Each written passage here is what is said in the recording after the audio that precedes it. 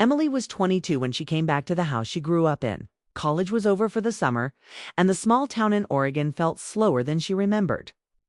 The air smelled like pine and rain, and the house looked the same from the outside. White porch, narrow steps, wind chimes by the door. It should have felt comforting. Instead, something tight sat in her chest the moment she stepped inside. Her father, Mark, was in the kitchen. He smiled when he saw her, the same calm smile he had used all her life. He hugged her, brief and careful, the way he always did. Emily. Notice that? She also noticed how tall he seemed, how tired, how steady. She pushed the thoughts away and told herself she was just tired from the drive. Mark had been a single father since Emily was 10. Her mother's death had changed everything. Mark never remarried. He worked, cooked, fixed things, showed up too, school events, and never complained. Emily had grown up watching him carry sadness quietly. She had admired him for that. She still did. That first evening passed quickly. Dinner was simple. Conversation stayed light. Emily talked about classes and friends. Mark listened closely, nodding, asking questions. The tension felt heavy, like a spotlight she was not ready for. When she went upstairs to unpack, she felt relief. Her old room looked frozen in time. Posters on the wall, books on the shelf, dust on the window. Emily sat on the bed and breathed out slowly. She told herself this was just a visit, just a few months.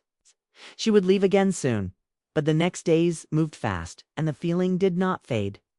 Mornings were quiet. Mark made coffee and toast. Emily joined him at the table. Sunlight came through the window, landing on his hands as he read the news. She caught herself watching him too closely, the way his brow tightened when he focused, the way his voice softened when he spoke to her. None of it was new. What was new was how aware she felt. She tried to stay busy. She went for walks, met old friends, applied for internships. Still, every evening brought her back to the house, back to him. They shared meals. They watched TV. They talked about small things. The silence between words grew louder. Emily knew. Something was wrong with her thoughts. She did not want them, did not invite them. They arrived anyway, quiet and confusing. They were not about desire in a clear way. They were about closeness, about being seen, about comfort that felt too deep. That scared her most. One night, Mark asked her to help him clean the garage. They worked side by side, passing boxes, sorting tools. It should have felt normal.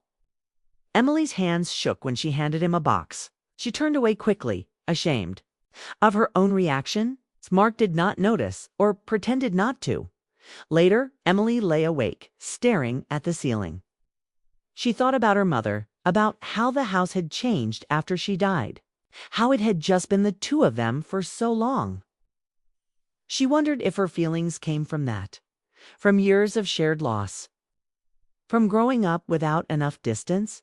She told herself she was being foolish. She was an adult now. She had lived away from home. She had dated. She should know better. The next day, Mark mentioned a neighbor who had asked if he was seeing anyone. He laughed it off, said he was too busy. Emily felt something sharp twist inside her. She hated that reaction. It made her feel small and wrong. She snapped at him later over nothing. He looked surprised but said nothing. Guilt followed her the rest of the day. That evening, she stood at the top of the stairs and listened to him in the kitchen. The sound of plates, the hum of the fridge, his quiet movements. The house felt full of things unsaid. Emily realized then that she could not stay like this, not thinking these thoughts, not avoiding his eyes. Downstairs, Mark paused, holding a plate, staring at nothing. He felt the change, too. He did not understand it fully, but he sensed distance, where there used to be ease. He worried he had done something wrong. Emily went back to her room, heart pounding. She knew she had to make a choice soon. Stay and let the confusion grow, or leave before it shaped her into someone she did not want. To be, the house stayed quiet that night, holding a tension neither of them could name. Morning came early, bright and clear, as if the house wanted to pretend nothing was wrong. Emily woke before her alarm. She sat up, already tense, already tired. The thoughts from the night before had not faded. They felt sharper now, more urgent. She knew she could not keep pretending. She went downstairs quietly. Mark was already awake, standing by the window with a mug in his hand. He looked thoughtful, distant. When he heard her, he turned and smiled, but the smile slipped too quickly. They both noticed. They ate breakfast in short silence. The clock ticked loudly. Emily watched the seconds pass, each one pushing her closer to a decision. Mark folded the newspaper, cleared his throat, and asked about her plans for the day. His voice was calm but careful.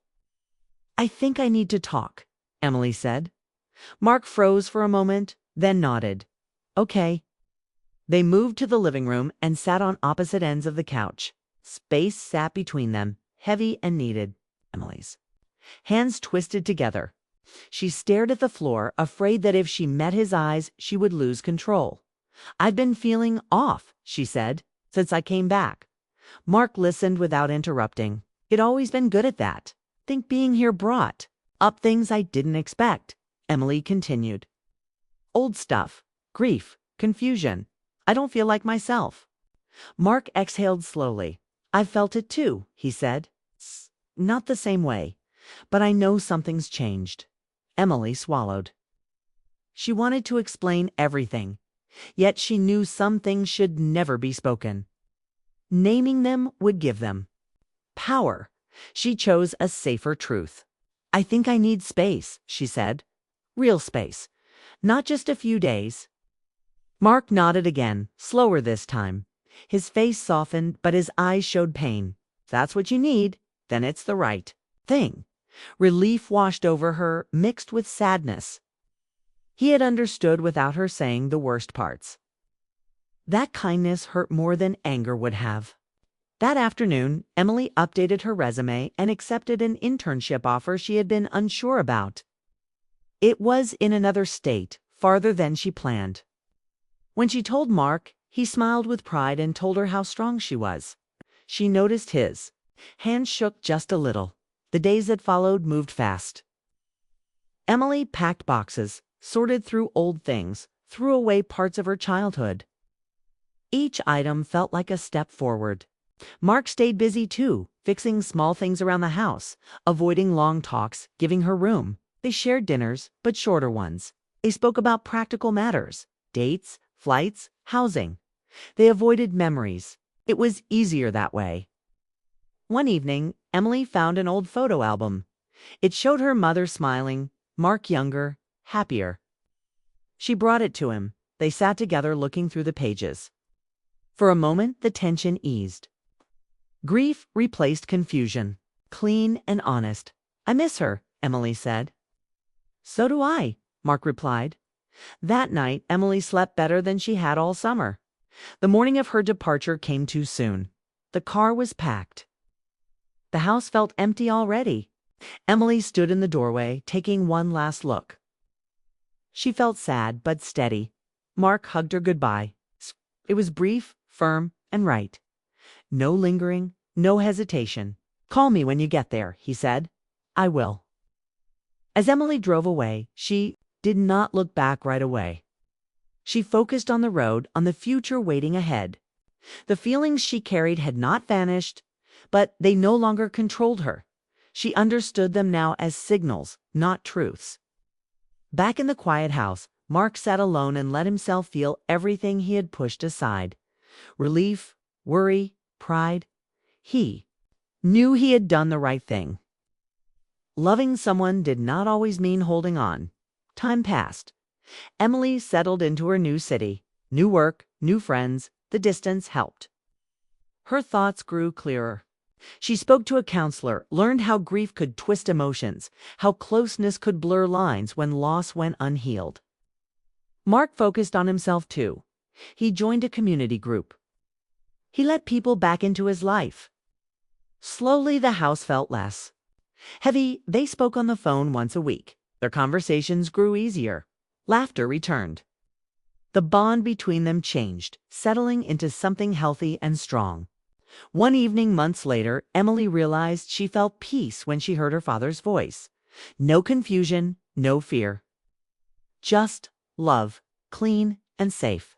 She smiled, knowing she had chosen the hard path and that it had led her exactly where she needed to be.